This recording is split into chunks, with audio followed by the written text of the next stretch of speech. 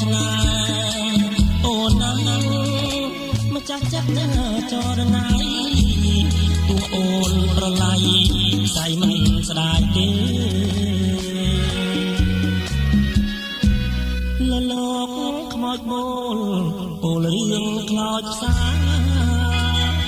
តាំងវ័យកំព្រី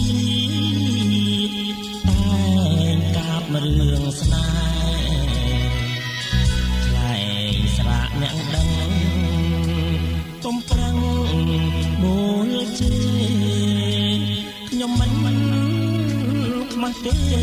ព្រោះចិត្តខ្ញុំស្នេហ៍ស្មោះមែន